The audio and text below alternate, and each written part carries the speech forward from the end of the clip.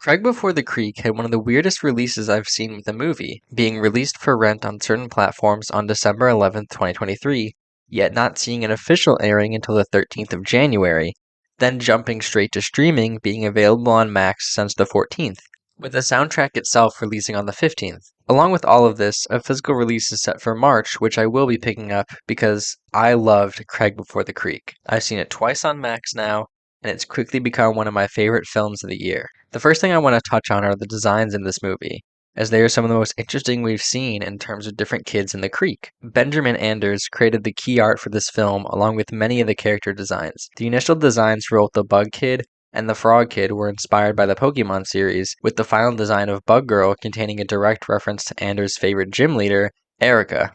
The designs for the main set of crew members are extremely charming as well. Anders wanted to avoid the basic pirate tropes and create characters based on boating jobs or uniforms, and I think this worked perfectly as it made the crew stand out and become more memorable. My two favorites were the Kraken Kid and Nessie, for obvious reasons. I definitely don't have an entire album on my camera roll dedicated to her. Also, I think this one kid is a direct reference to One Piece, but I'm not entirely sure. Being a prequel film, designs of characters from the show had to be modified to fit this idea, with the Troll Kid at one time being a part of the Elf Kids, and the Horse Girls receiving different designs to reflect how early it was into their time at the creek. Throughout the film, we see other younger Creek Kid designs, like a younger Bobby, a younger 10 Speeds, a younger Forest Scouts, and many more.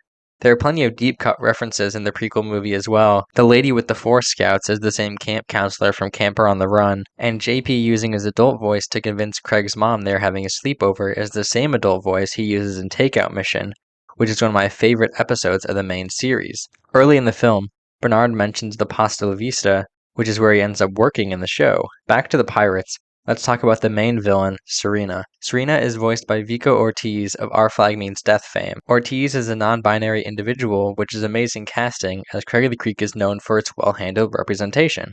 They do an incredible job of making Serena seem unhinged but sympathetic. Serena's character just comes off as super menacing, especially with that laugh scene. Her song is one of the best villain songs I've heard recently, with the animation for it being so smooth and fluid. Not only does the song hint at her backstory and motivation that'll be revealed later in the film, changing tonally directly after this to display her true intentions and set the stakes for the second half of the movie. Later on we get to learn why she feels this way, but I won't spoil that as I want you to go witness the movie for yourself. Another part of the film I enjoy is the connection between Kelsey, JP, and Craig. Their journey into becoming friends is really charming here, considering where they start off in earlier parts of the movie. There's a specific scene in the climax with the three of them that makes their bond in the show even more believable, which I applaud because it's difficult to make that arc happen in such a short runtime.